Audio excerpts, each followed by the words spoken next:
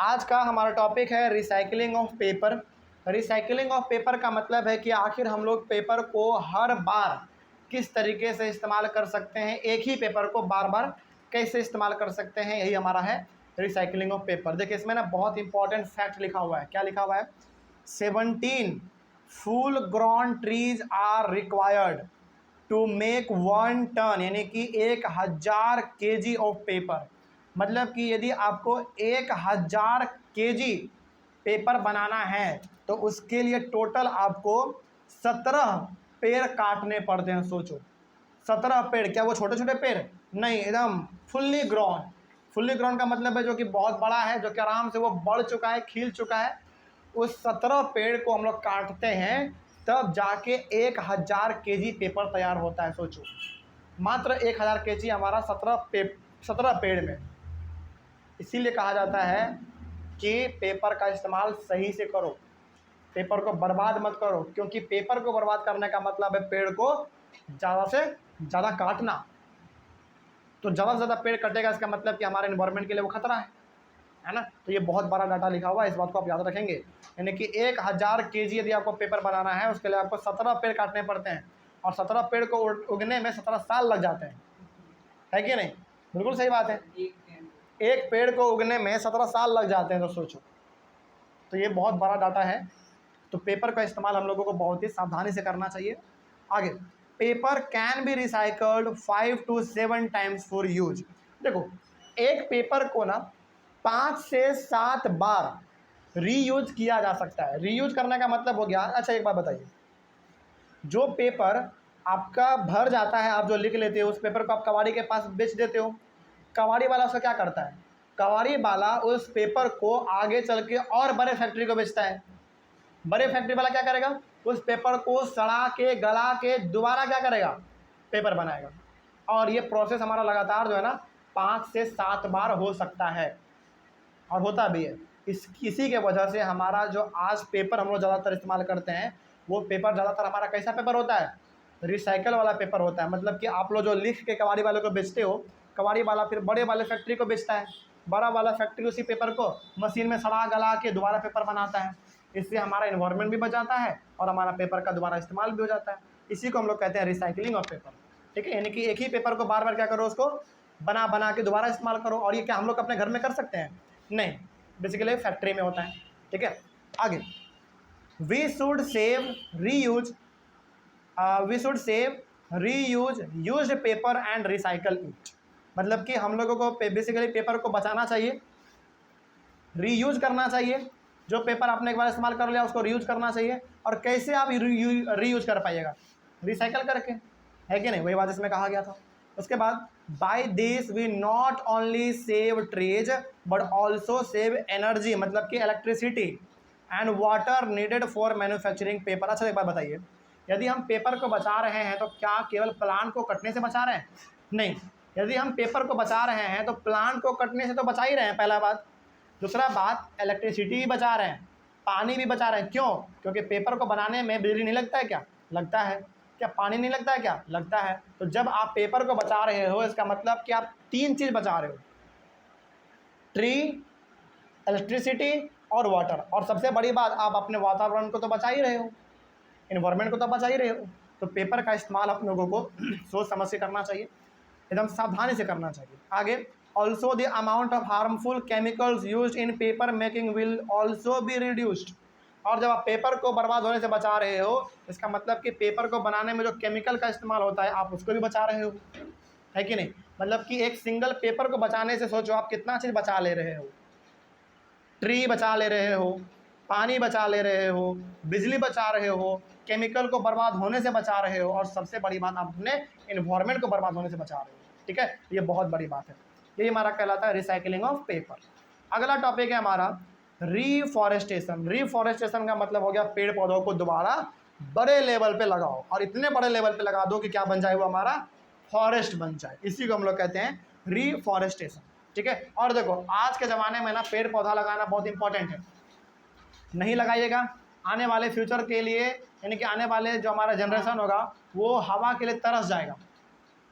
आने वाले समय में आप इसको मान के चलिए कि ऑक्सीजन, प्योर ऑक्सीजन आपको सिलेंडर में भर के मिलेगा। और जब आप रोड पे चलेंगे ना, सिलेंडर को अपने पीठ के पीछे टांग के लेके चलना पड़ेगा हर वक्त, क्योंकि आने वाले समय में इतना खतरनाक स्थिति होने वाला है कि आपको प्योर ऑक्सीजन नहीं मिलने वाला है, और प्योर ऑक्सीजन आगे चल के आपको सिलेंडर में भर के मिलेगा। पैसा दो, सिलेंडर खरीदो और अपने पेट के पीछे उसको टांग के जाओ जहाँ जाना है। ठीक है, तो इसलिए पेड़ को लगाना आज के समय में बहुत इंपॉर्टेंट है। तो अब रिफॉरेस्टेशन का मतलब क्या होता है, पहले वो समझ लेते हैं हम लोग। The planting of trees in an area in which forest were destroyed is called reforestation.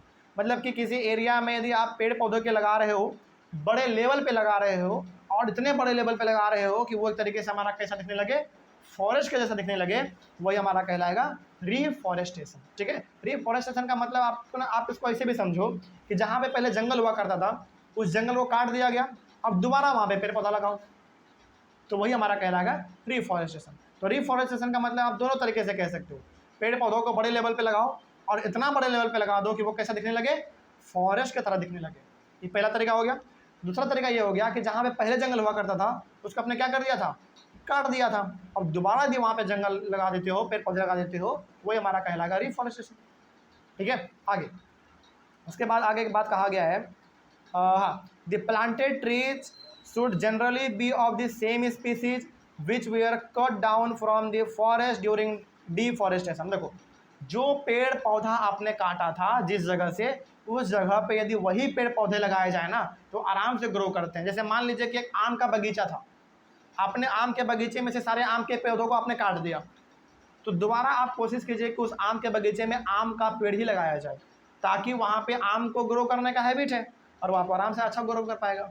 ठीक है, तो जो पौधा आपने काटा था, कोशिश किया जाए कि उसी पौधे को वहाँ पे लगाया जाए, तो वो अच्छी तरीके से ग्रो करता है, क्योंकि उस पौधे का वहाँ पे हैबिट होता है ग्रो करने का।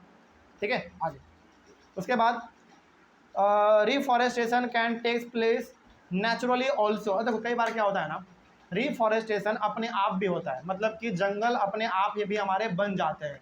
जैसे जहाँ पे अपने पेड़ पौधों को काटा, वहाँ पे हमारा वहाँ पे जंगल हमारा अपने आप भी ग्रो कर जाते हैं। लेकिन क्या अपने आप ग्रो करेगा, इसके लिए हम बैठे रहेंगे? नहीं, हम लोगों को एफर्ट तो करना पड़ेगा ना। ठीक है, तो आगे हालांकि जंगल दोबारा वहाँ पे बन जाएगा, इसके लिए कोई दिक्कत नहीं है, लेकिन बहुत समय लग जाएगा। लेकिन यदि थोड़ा सा हम लोग मदद कर दें, कुछ हाथ बटा दे, तो हमारा जंगल पनप जाएगा वहाँ पे। ठीक है, ये अच्छा काम है। आगे फिर, if the deforested area is left undisturb it reestablishes itself. यानी कि जिस जंगल को आपने साफ कर दिया था, उस जंगल को यदि खाली छोड़ दिया जाए, उसको डिस्टर्ब ना किया जाए, तो आप कुछ सालों के बाद देखेंगे कि वहाँ पे पेड़ पौधे जंगल हमारा दोबारा उग चुका है ना। बस शर्त क्या है, शर्त यह है कि उसको आप डिस्टर्ब मत करो।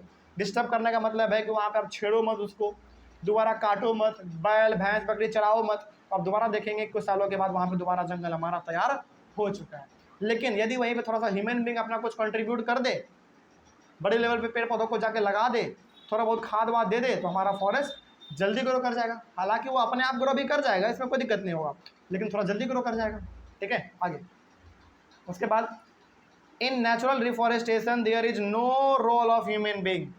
तो जो हमारा नेचुरल रिफॉरेस्टेशन होता है, मतलब कि जो अपने आप हमारा जंगल तैयार होता है, क्या उसमें आदमी का कोई हाथ होता है? कोई हाथ नहीं होता उसमें आदमी का, वो तो अपने आप ग्रो करता है। ठीक है, आगे उसके बाद, if we have to retain our green wealth for future generations plantation of more trees is the only option. तो यहाँ पे कहा यह जा रहा है कि यदि आप अपने इस हरे भरे माहौल को हरा भरा रखना चाहते हैं आने वाले जनरेशन के लिए, तो आपको क्या करना पड़ेगा, बड़े से बड़े लेवल पे पेड़ पौधे आपको लगाने पड़ेंगे। ठीक है, ताकि जैसे अभी हम लोग स्टूडेंट हैं, आगे चल के आप बड़े होंगे, आपका शादी ब्याह होगा, आपका बाल बच्चा होगा, तो उसके लिए हमारा ये पेड़ पौधा बचा हुआ रहे, इसके लिए इम्पॉर्टेंट है कि आज से ही हम लोगों को प्लानिंग करना पड़ेगा, क्योंकि पेड़ पौधे रातों रात तो नहीं उगते हैं, इसको समय लगता है उगने में, है ना। तो यदि हम लोगों का कोशिश आज से जारी रहे, तो आने वाले समय के लिए हम लोग इसको बचा के रख सकते हैं। ठीक है, आगे बढ़ते हैं। तो एक ही ऑप्शन है इस हरे भरे माहौल को हरा भरा रखने का, पेड़ पौधे को बड़े से बड़े लेवल पे आप लगाओ। ठीक है, आगे फिर द फॉरेस्ट कंजर्वेशन एक्ट। अब यहाँ पे देखो, जंगल को बचाने के लिए भारत सरकार के द्वारा एक नियम लाया गया था। उस नियम का नाम क्या था? फॉरेस्ट कंजर्वेशन एक्ट, मतलब कि जंगलों को बचाने वाला act. Is aimed at preservation and conservation of natural forest and meeting the basic needs of the people living in और नियर द फॉरेस्ट। यानी कि फॉरेस्ट कंजर्वेशन एक्ट के तहत सरकार का मकसद ये था, गवर्नमेंट का मकसद ये था, उनका मेन एम ये था कि जंगलों को बर्बाद होने से बचाया जाए, सबसे पहली बात। और दूसरी बात, जो जंगल के आसपास लोग रह रहे हैं उसके ज़रूरत को पूरा किया जाए। क्योंकि देखो, जंगल के आसपास जो लोग रहते हैं ना, तो उनका पूरा का पूरा घर परिवार किससे चलता है? जंगलों से ही चलता है। यानी कि जंगल में जाके पेड़ पौधे काटना, लकड़ी इकट्ठा करना, उसको जाके मार्केट में बेचना, वहीं से उसका घर चलता है। लेकिन सरकार ने कहा कि देखो, तुम बगल में रह रहे हो, इसका मतलब कि तुम जंगल को काटो नहीं, आपको काटने का परमिशन नहीं मिलेगा। लेकिन जो आपका बेसिक नीड है, जो आपको चाहिए, वो आपको सरकार देगी। बस आपको करना क्या है, जंगलों को काटना नहीं है। मतलब कि आपको अपने घर परिवार को चलाने के लिए जो पैसा चाहिए, जो सामान चाहिए, वो सरकार आपको देगी। बस आपको करना क्या है, इस जंगल का देखभाल करना है और इस जंगल को आपको क्षति नहीं पहुंचाना है। तो उन्होंने कहा कि ठीक है भाई, जब हमको बैठाया सरकार पैसा ला के दे ही रहा है, तो हम क्यों जाके जंगल काटेंगे, क्यों लकड़ी इकट्ठा करेंगे, है ना। उन्होंने कहा कि ठीक है। लेकिन यहाँ पे सरकार ने इसको क्या काम सौंप दिया? काम ये सौंप दिया कि बस आपको बदले में करना क्या है, जंगल का देखभाल करना है, कि कोई जंगल को जाके काटे नहीं, बाकी बदले में हमको पैसा देंगे, आप अपना घर परिवार से चलाना। ठीक है, तो इस तरीके से हमारा जंगल भी बचा हुआ रह जाएगा और जो जंगल के आसपास लोग रहते हैं उनका घर परिवार भी चला रहेगा। ठीक है, इस तरीके से हमारा चैप्टर खत्म होता है। कोई दिक्कत इसमें? चलिए, ऑनलाइन वाले बच्चे, ये चैप्टर हमारा यहीं पे आज खत्म होता है। इस टॉपिक में और टॉपिक के साथ इस पूरे चैप्टर में कहीं पे कोई डाउट रहा होगा आप लोगों को, तो आप लोग एक बार कमेंट कीजिएगा और आपके कमेंट का जवाब दिया जाएगा। हम लोग मिलेंगे अपने अगले वाले क्लास में एक नए चैप्टर के साथ और एक नई शुरुआत के साथ। तब तक के लिए thank you very much and have a nice day.